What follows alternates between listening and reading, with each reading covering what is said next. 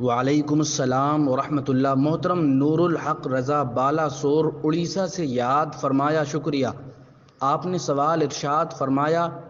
اللہ رب العزت کے جو 99 صفاتی نام ہیں ان میں سے کسی ایک کے ذریعے کسی کا نام رکھنا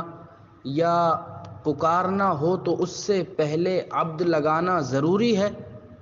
اور اگر بغیر عبد لگائے کسی کا نام رکھا یا پکارا تو کیا ناجائز و حرام ہے؟ اور کیا صفاتی تمام نام اللہ تعالیٰ کی ذات کے ساتھ خاص ہیں؟ جواب: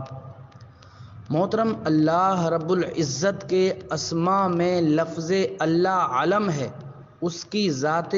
واجب الوجود کا جو تمام صفات کمالیہ کی جامع ہے، لہٰذا اس لفظ کا اطلاق غیر اللہ پر تو قطعاً نہیں کیا جا سکتا۔ ہاں، اس سے پہلے عبد لگا کر کیا جا سکتا ہے، بلکہ بہتر ہے کہ کسی کا نام عبداللہ یا عبد الرحمن رکھا جائے کہ ان ناموں کی حدیث میں فضیلت آئی ہے۔ رہی بات اللہ تعالیٰ کے صفاتی ناموں کی، جن کو اسمائے حسنی بھی کہا جاتا ہے، لہٰذا اگر برکت حاصل کرنے کی نیت سے اللہ تعالیٰ کے ناموں میں سے کسی نام کے ذریعے نام رکھنا مقصود ہو تو حکم یہ ہے کہ عبد لگا کر نام رکھیں، لیکن اس بارے میں اصولی بات یہ ہے کہ اسمائے حسنی دو طرح کے ہیں، بعض وہ جو رب العزت کی ذات کے ساتھ خاص ہیں جیسے رحیم، قدیر وغیرہ، لہٰذا بغیر عبد لگائے کسی بندے کا ان ناموں سے نام رکھنے یا اسے پکارنے کی اجازت نہیں ہے۔ دوسرے بعض وہ اسمائے حسنی جو مشترک ہیں جیسے علی، رشید وغیرہ،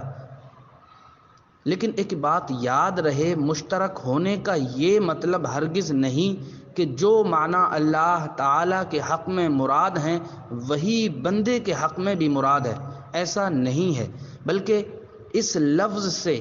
اللہ تعالیٰ کے حق میں جو معنی مراد ہے وہ بندے کے حق میں مراد نہیں ہے، یعنی اللہ تعالیٰ کے حق میں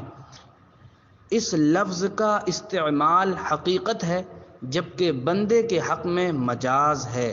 اب حکم سنیں، الحاصل یہ کہ اسمائے حسنی مشترکہ میں سے اگر کسی کا نام رکھنا ہو تو اس سے پہلے عبد لگائے بغیر بھی رکھ سکتے ہیں، یا پکارنا ہو تو پکار بھی سکتے ہیں، اس میں حرج نہیں، بلکہ الف لام کے ساتھ ہو تب بھی اجازت ہے، جیسا کہ در مختار معرض المختار میں ہے، وجازت تسمیۃ بعلی ورشید من الاسماء المشترکۃ ویراد فی حقنا غیر ما یراد فی حق اللہ تعالی، اور اسی کے تحت رد المختار میں ہے، وجازت تسمیۃ بعلی الی آخر الذی فی التتار خانیہ عن السراجیہ التسمیۃ باسم یوجد فی کتاب اللہ تعالی کالعلی والکبیر والرشید والبدیع جائزۃ ومثلہ فی المنع عنها وظاہرہ الجواز ولو معرفا بالف لام۔ اور جیسا کہ فتاوی مستفویہ میں ہے، حضرت مفتی اعظم ہند مولانا محمد مصطفیٰ رضا خاں علیہ الرحمہ تحریر فرماتے ہیں، ایسے ناموں سے لفظ عبد کا حذف بہت برا ہے، یعنی عبد القدیر، عبد الرحیم وغیرہ۔ فرماتے ہیں ایسے ناموں سے لفظ عبد کا حذف بہت برا ہے، اور کبھی ناجائز و گناہ ہوتا ہے اور کبھی سرحد کفر تک بھی پہنچتا ہے۔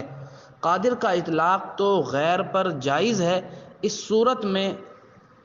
عبد القادر کو قادر کہہ کر پکارنا برا ہے، مگر قدیر کا اطلاق غیر خدا پر ناجائز، کما فی البیضاوی۔ اور اگر کسی کا نام عبد القدوس، عبد الرحمن، عبد القیوم ہے تو اسے قدوس، رحمان، قیوم کہنا ایسا ہی ہے جیسے